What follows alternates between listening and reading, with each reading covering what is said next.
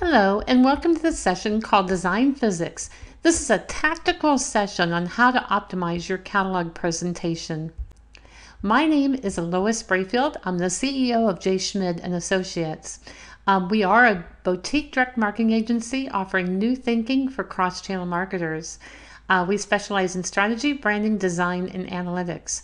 We've actually been working with catalogers for over 30 years, testing what works and what does not.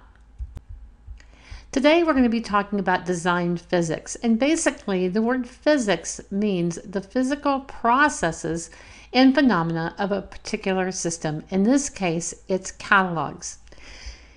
This information comes from multiple resources, including the Gallup Applied Study and iFlow tests that they've done year over year. Also from books such as Type and Layout that I highly recommend, written by Colin Wheeldon. And then, of course, from my own experience in testing catalogs, what works and what doesn't for the past 30 years. For purposes of this presentation, I've categorized my content into 3 different categories: the different hotspots found within a catalog, rules of iFlow, and then lastly, the hierarchy. This includes graphic hierarchy, hierarchy of how people look at type, and an assortment of different things. But first, let's talk about hotspots. What are the hotspots within a catalog? So what are the hotspots within the catalog? Certainly the front and back cover, the 2 most critical pages within your catalog. It's what customers see first when they receive it in the mail. In fact, I think sometimes the back cover is just as important as the front cover because oftentimes it arrives address up. The first few opening spreads and the last few closing spreads are also hotspots. Those are the pages that people see first. Spreads that also have an insert placed in, whether it's a bind in or blown in, creates an automatic hotspot where it naturally falls open, just like the center spread when you have a stapled catalog. If it's perfect bound, then not so much. One interesting point, it's estimated that 30% of readers begin reading from the back of a catalog. Interestingly, 75% of those are men. I'm not sure why this dynamic is, but we've actually tested this in focus groups. The role of hotspots varies, but most importantly, it's there to grab attention and answer questions. It's a wonderful place to establish your brand story in case people wonder who you are. Also, you want to place your best sellers in those locations.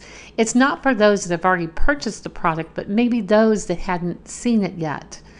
Oftentimes we're asked if it's okay to place new products in those hotspots, and the answer is yes, as long as they have the same attributes of a bestseller. If you know a particular shirt with a particular color and pattern is going to do well, and you've got that research to back it up, then by all means place those new products in the hotspots. Most of all, the hotspots are there to drive. Either drive engagement, meaning getting them engaged in your brand, or drive them to do something, whether it be to go online or pick up the phone to call. Let's just briefly talk about covers and the rules. There are 5 basic rules of covers. First of all, to grab attention. Oftentimes, catalogers wait to the last minute to develop the covers when actually they should be developed first. They are truly the most important pages in your catalog. The role is to grab attention, quickly tell who you are, state any offers that you might have, sell product, and most importantly, get the reader inside, as does this catalog. If you'll notice at the bottom, it invites you to see page 2. And you could almost say that that's the most important thing, to get the readers inside. Your opening spread is another spread that needs careful consideration, and more time needs to be spent here probably than any other inside spread. This is a good example of an inside spread that works very, very hard. If you'll notice, they have a letter. Not all brands need a letter. Brands that have high brand equity and that are well known in the marketplace typically don't need a letter. But if you are an unknown, the more you can connect with the customer, the better off you'll be. A guarantee. This is a great place to place your guarantee. A table of contents. This is where they go to look for a table of contents. In this particular case, they've also included some branding elements and opportunities to engage in a social way. In the lower right-hand corner, you'll see that they've placed 4 category of products, assumably bestsellers, along with inside page references that get them further into the book. Here's another example of a hardworking page 2-3. They spend a lot of time on the brand and why they're unique, why they're different. And then one of my favorite techniques is what I call a visual table of contents. These pictures represent some of their best sellers in their best-selling categories, always including an inside page reference. This is an example of a closing spread. Typically, people go to look for the index in the back of the book, but why not use this spread just as you would a page 2-3 in getting people back into the book, especially if 30% of the readers start from the back. In this case, there are all the best sellers that give them, price points and get them inside with inside page references. Another good use of the inside back spread is to organize things for the reader. In this case, this inside back spread organizes things by price points. It's a gift catalog, and they've notated items that are under 20, under 40, and 40 and above. Let's move on to iFlow, one of my favorite topics.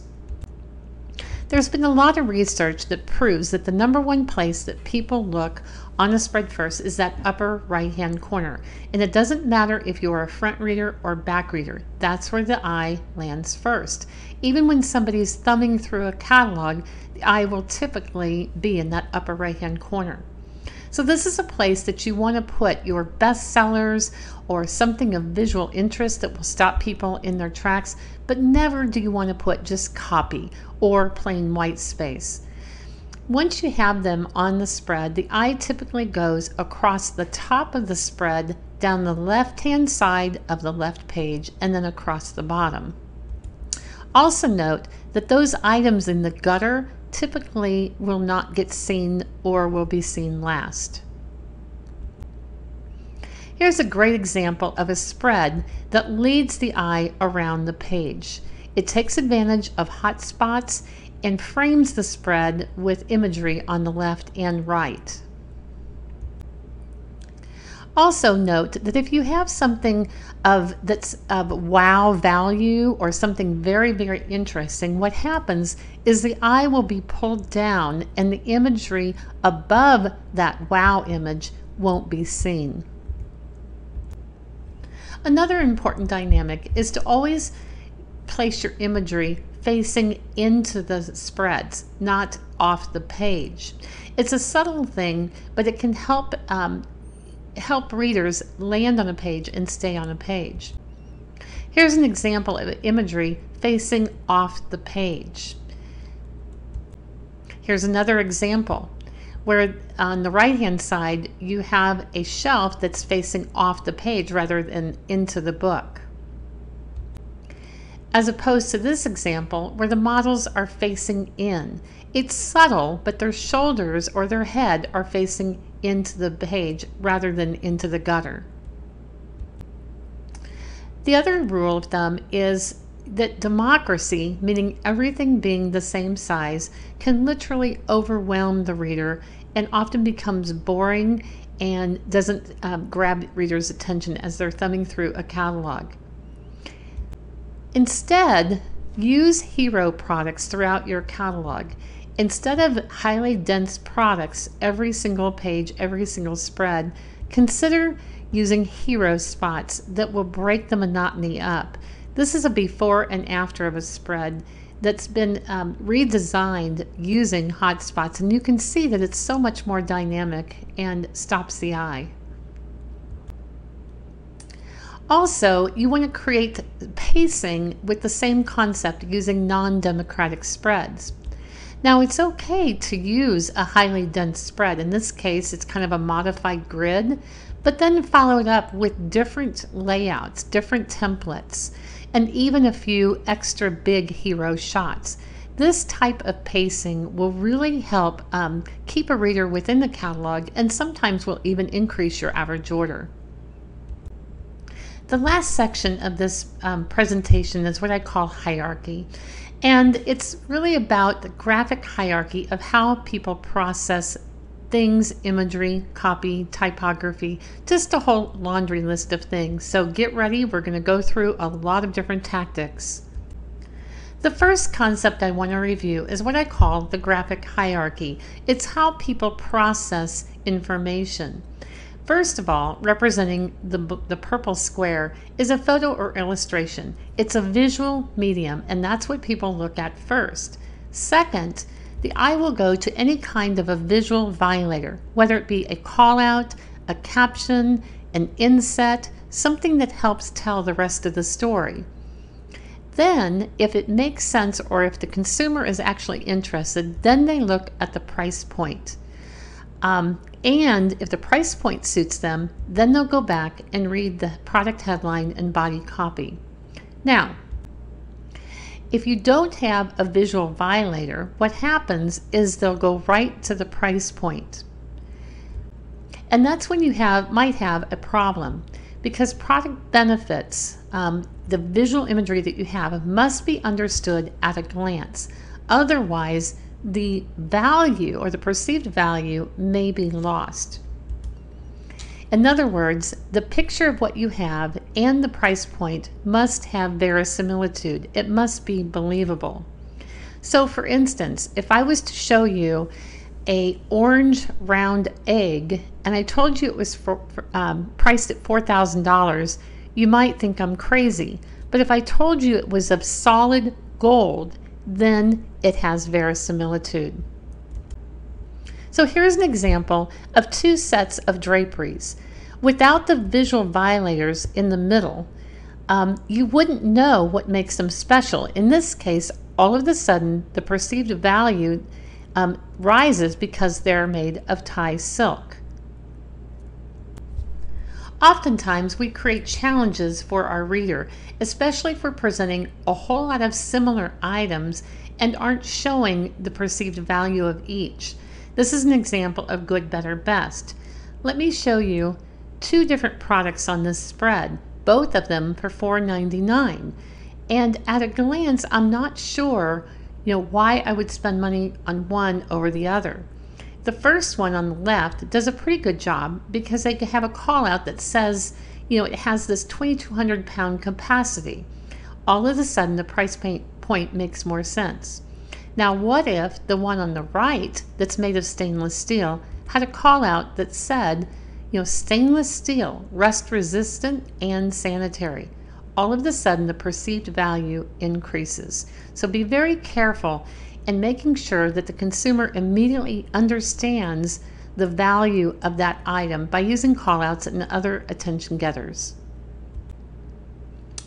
As far as copy, there's, as you know, there's a lot of different copy on the spread, and typically the eye will first go to a spread headline, then any kind of copy violators, as we mentioned before, like captions, callouts, case studies, and testimonials. And I just want to note real quickly, an interesting dynamic is that two-lined captions get read before a one-line caption. Next is a price point, then the product headline, then the body copy. Next, let's talk about what I call the answer hierarchy. In other words, where do they go to get their questions answered? It's important, in fact, it's critical that we answer as many questions as possible within the catalog so we don't deter the ordering process. First of all, the index. The number one place that people go to find the index is in the center or the inside back spread. For the table of contents, they almost always go to page 2-3, which is very much a smaller version of an index.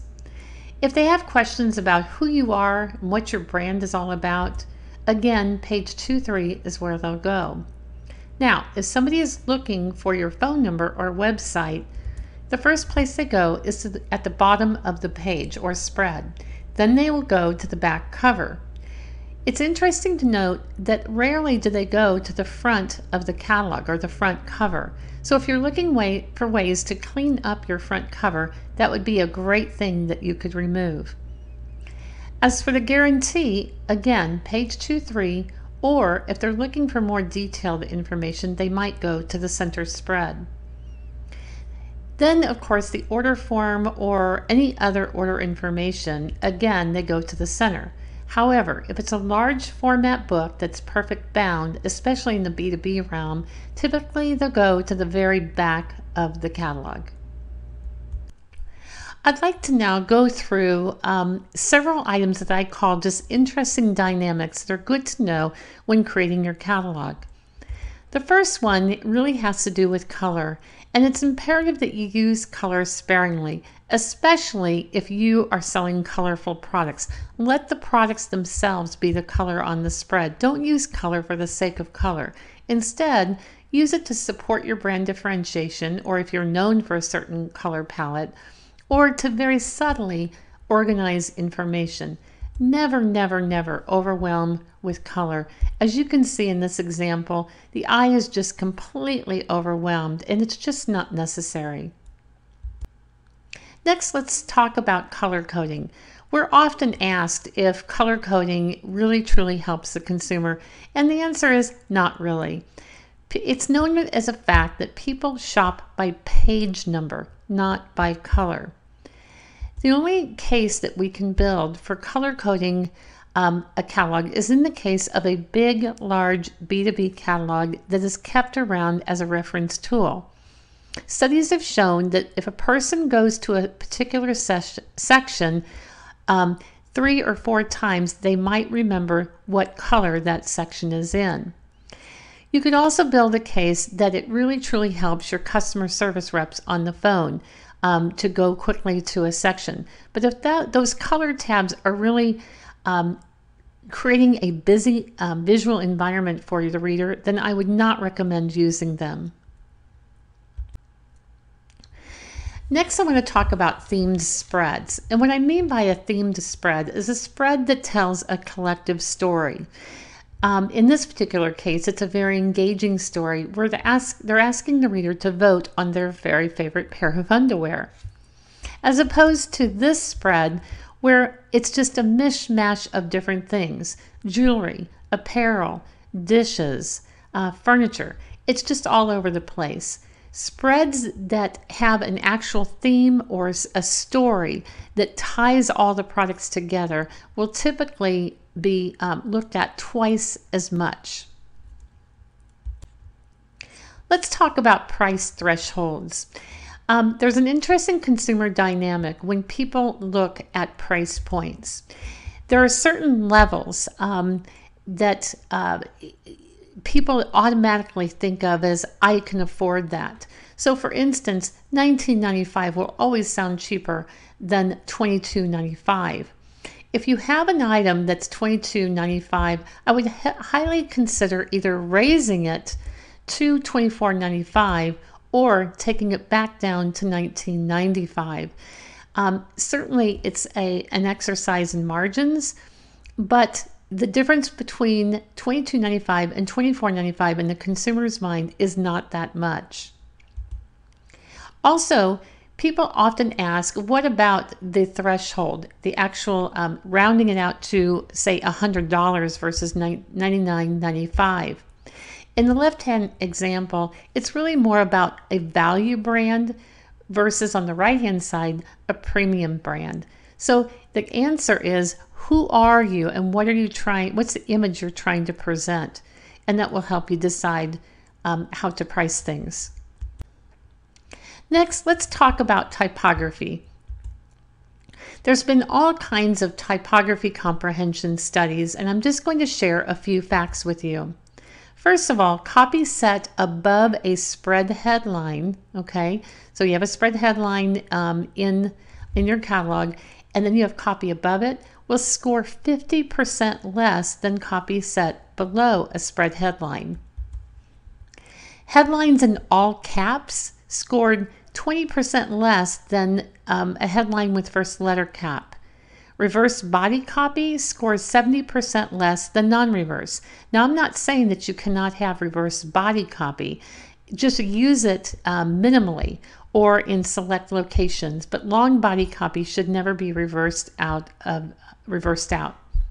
And then high chroma headlines, meaning red, oranges, or as I have it here, scored 40% less than low chroma headlines like black on white or dark colors, dark green, dark blue.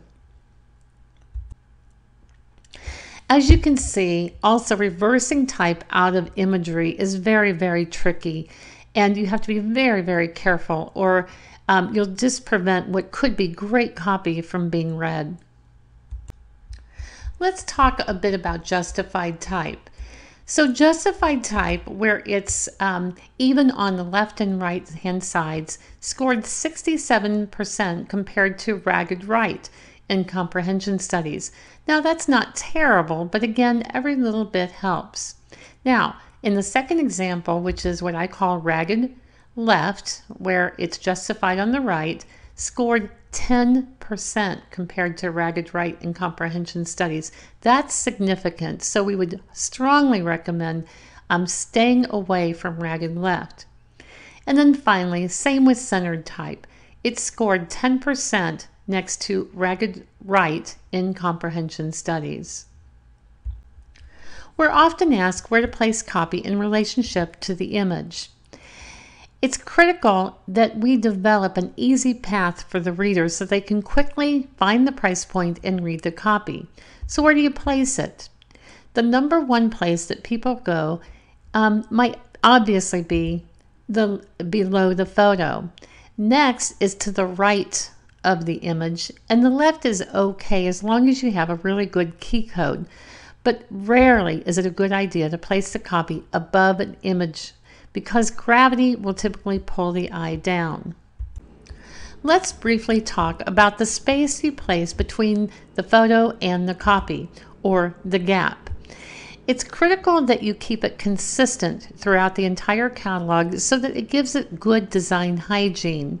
We typically recommend that you use about 0.2 and 0.25 inches between the two. Be very careful not to get them too close. It's been proven in studies that if you don't give enough space, the eye almost quivers and becomes fatigued. So giving it some good resting space is always a good idea.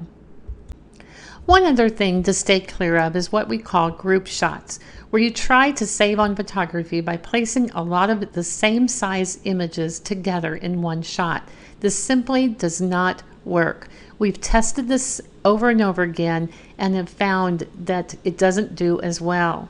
So take advantage of those hot spots and those heroes and shoot them differently. It's well worth it. Probably the most important thing when designing your catalog is the word simplicity. In 2012, Harvard Business Review surveyed 7,000 consumers, and they said the single biggest driver of stickiness by far was what they called decision simplicity. Further, minimalism in design and messaging actually created tranquility with these consumers and it improved comprehension. So in your design efforts, it's so important that you clean things up as much as possible. Make it easy for the reader to dissect information and to find the answers to the questions that they have. So I've gone through 3 different categories, and you might think some of these things are just simple and maybe even silly, but collectively, when you do everything right, you create a better opportunity to sell products off the page. I really appreciate your time and attention. And if you have any questions, please feel free to email me or call. Also, if you're interested in another topic, please let us know, or even if you have a topic you're passionate about, we would love for you to share your information. Again, thank you for your time.